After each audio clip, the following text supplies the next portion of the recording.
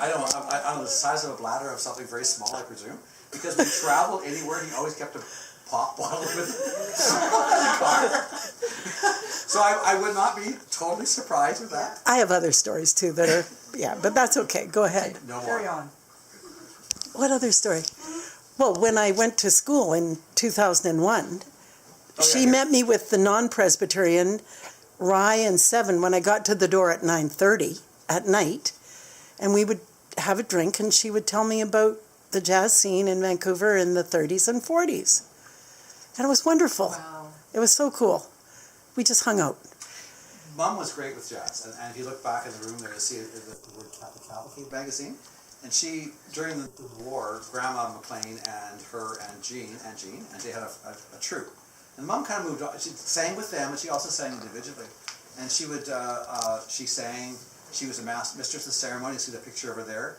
And she's written up about being the mistress of ceremony. She was a comedian. She was a jokester. She was the one who introduced. And she sang, and she always loved to sing. And we're going to sing one of her signature song. The one she sort of entered next. That was her song. Like everyone has to have a song you start with and end with, or whatever. That was her signature was "A Sunny Side of the Street," which we'll sing at the end. And so during the 30s and 40s, she went out and entertained people at the hospital, St. John's. What was the hospital? It was a Shaughnessy Hospital, yeah, where the vets all came, the injured soldiers were. And so she would entertain them, and she entertained everyone. And she was a character. One of the stories there, of course, was she jumped up on the stage, which was tables, because it didn't have a stage. And she broke her heel.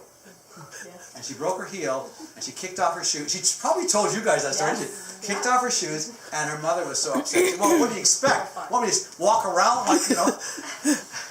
By the way, she was a storyteller. You'll see that she always had a story to tell. And so we've heard all these stories.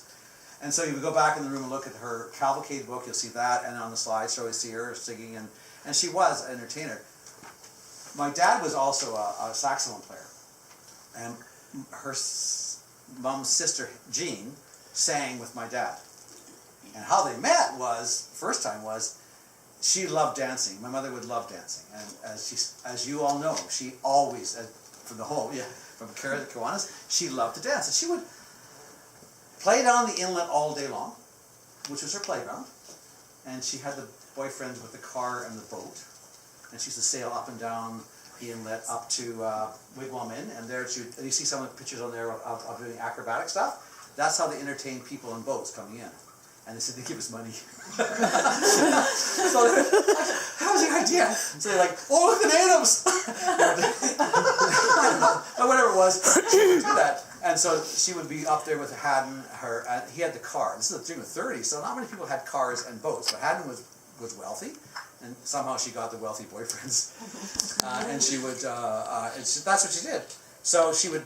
You see a picture in there too of her looking. We took her up to the top of a mountain, and when she looked out over the water, she'd say, "That was my playground." And she'd point to all the places she would go, and all the places she sailed to and swam in. And she swam there a lot. My dad, she'd run the rapids under the river, under the bridge, First Second House Bridge, the riptide. We didn't get in trouble with the guy sitting in the boat down there because they were running the riptide. And that's the story her dog story where Mary Lou tried to swim across the inlet with her, which she did. And then the Baltic jumped in the water and tried to drown her. Well, she thought, she was like, Mom was jumping around screaming and having fun. And Baltic thought she was drowning.